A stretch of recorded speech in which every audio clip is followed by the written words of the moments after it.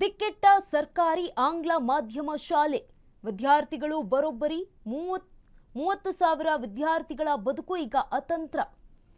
ದಿಕ್ಕೆಟ್ಟಿರುವಂತಹ ಸರ್ಕಾರಿ ಆಂಗ್ಲ ಮಾಧ್ಯಮ ಶಾಲೆಯ ವಿದ್ಯಾರ್ಥಿಗಳು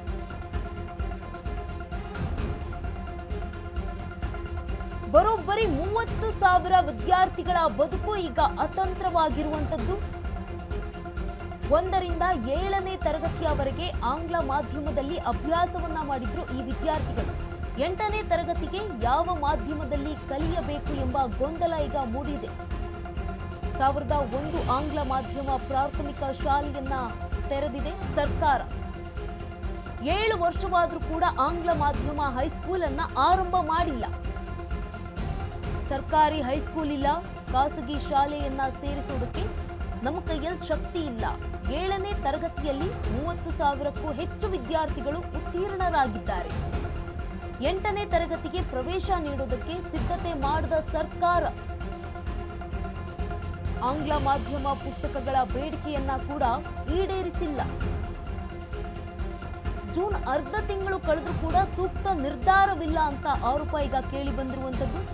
ಮಕ್ಕಳ ಶೈಕ್ಷಣಿಕ ಬೆಳವಣಿಗೆಯ ಮೇಲೆ ಪರಿಣಾಮ ಬೀರುವ ಸಾಧ್ಯತೆ ಇದೆ. ದಿಕ್ಕೆಟ್ಟ ಸರ್ಕಾರಿ ಆಂಗ್ಲ ಮಾಧ್ಯಮ ಶಾಲೆಯ ವಿದ್ಯಾರ್ಥಿಗಳು ಬರೋಬ್ಬರಿ 30,000 ವಿದ್ಯಾರ್ಥಿಗಳ ಬದುಕು ಈಗ ಅತಂತ್ರಕ್ಕೆ ತಲುಪಿರುವಂತದ್ದು. 1ರಿಂದ 7ನೇ ತರಗತಿಯವರೆಗೆ ಆಂಗ್ಲ ಮಾಧ್ಯಮದಲ್ಲಿ ಅಭ್ಯಾಸವನ್ನ ಮಾಡಿದ್ರು. 8ನೇ ತರಗತಿಗೆ ಯಾವ ಮಾಧ್ಯಮದಲ್ಲಿ ಕಲಿಯಬೇಕು ಎನ್ನುವಂತಹ ಗೊಂದಲ ಈಗ ಮಕ್ಕಳಲ್ಲಿ ಮೂಡಿರುವಂತದ್ದು. ಪೋಷಕರಲ್ಲೂ ಕೂಡ 1001 ಆಂಗ್ಲ ಮಾಧ್ಯಮ ಪ್ರಾಥಮಿಕ ಶಾಲೆಯನ್ನ ತೆರೆದಿದೆ ಸರ್ಕಾರ. ತೆರೆದಿರುವಂತದ್ದು 7 ವರ್ಷವಾದರೂ ಕೂಡ ಆಂಗ್ಲ ಮಾಧ್ಯಮ ಹೈಸ್ಕೂಲ್ ಅನ್ನ ಆರಂಭ ಮಾಡಿಲ್ಲ ಸರ್ಕಾರ ಇದುವರೆಗೂ ಕೂಡ. ಸರ್ಕಾರಿ ಹೈಸ್ಕೂಲ್ ಇಲ್ಲ, ಖಾಸಗಿ ಶಾಲೆ ಸೇರಿಸಲು ನಮ್ಮ ಕೈಯಲ್ಲಿ ಶಕ್ತಿ ಇಲ್ಲ. 7ನೇ ತರಗತಿಯಲ್ಲಿ 30,000ಕ್ಕೂ ಹೆಚ್ಚು ವಿದ್ಯಾರ್ಥಿಗಳು ಉತ್ತೀರ್ಣರಾಗಿದ್ದಾರೆ.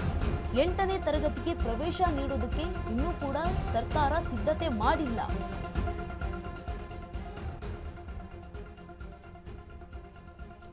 ದಿಕ್ಕೆಟ್ಟ ಸರ್ಕಾರಿ ಆಂಗ್ಲ ಮಾಧ್ಯಮ ಶಾಲೆಯ ವಿದ್ಯಾರ್ಥಿಗಳು ಇದೀಗ ಬರೋಬ್ಬರಿ 30,000 ವಿದ್ಯಾರ್ಥಿಗಳ ಬದುಕು ಈಗ ಅತಂತ್ರ ಸ್ಥಿತಿಯನ್ನ ತಲುಪಿರುವಂತದ್ದು. 1ರಿಂದ 7ನೇ ತರಗತಿಯವರೆಗೆ ಆಂಗ್ಲ ಮಾಧ್ಯಮದಲ್ಲಿ ಅಭ್ಯಾಸವನ್ನ ಮಾಡಿದ್ರು ಈ ಒಂದು ಮಕ್ಕಳು.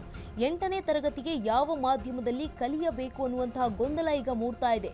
7 ವರ್ಷ ಆದ್ರೂ ಕೂಡ ಆಂಗ್ಲ ಮಾಧ್ಯಮ ಹೈಸ್ಕೂಲ್ ಅನ್ನ ಆರಂಭಿಸಿಲ್ಲ.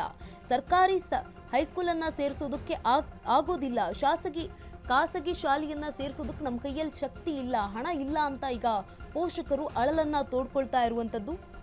ಆಂಗ್ಲ ಮಾಧ್ಯಮ ಪುಸ್ತಕಗಳ ಬೇಡಿಕೆಯನ್ನ ಕೂಡ ಈಡೇರಿಸಿಲ್ಲ ಸರ್ಕಾರ ಅನ್ನುವಂಥ ಆರೋಪ ಕೂಡ ಈಗ ಮಾಡಲಾಗಿದೆ.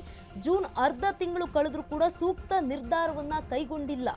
ಮಕ್ಕಳ ಶೈಕ್ಷಣಿಕ ಬೆಳವಣಿಗೆಯ ಮೇಲೆ ಪರಿಣಾಮ ಬೀರುವ ಸಾಧ್ಯತೆ ಇದೆ ಅಂತ ಹೇಳಲಾಗ್ತಾ ಇದೆ.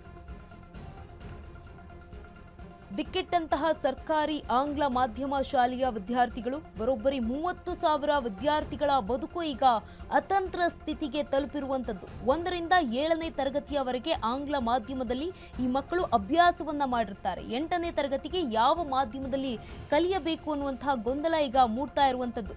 ಪ್ರಾಥಮಿಕ ಆಂಗ್ಲ ಮಾಧ್ಯಮ ಪ್ರಾಥಮಿಕ ಶಾಲೆಯನ್ನ ಮುಚ್ಚಿರುವಂತದ್ದು ಸರ್ಕಾರ. 1001 ಶಾಲೆಗಳನ್ನ 7 ವರ್ಷವಾದ್ರೂ ಕೂಡ ಆಂಗ್ಲ ಮಾಧ್ಯಮ ಹೈಸ್ಕೂಲ್ ಅನ್ನ ಇದುವರೆಗೂ ಕೂಡ ಆರಂಭ ಮಾಡಿಲ್ಲ. ಸರ್ಕಾರಿ ಹೈಸ್ಕೂಲ್ ಇಲ್ಲ, ಇತ್ತ ಖಾಸಗಿ ಶಾಲೆಗೆ ಸೇರಿಸೋದಕ್ಕೆ ನಮ್ಮ ಕೈಯಲ್ಲಿ ಆಗಲ್ಲ, ಶಕ್ತಿ ಇಲ್ಲ ಅಂತ ಪೋಷಕರು ಕೂಡ ಅಳಲನ್ನ ವ್ಯಕ್ತಪಡಿಸ್ತಾ ಇರುವಂತದ್ದು.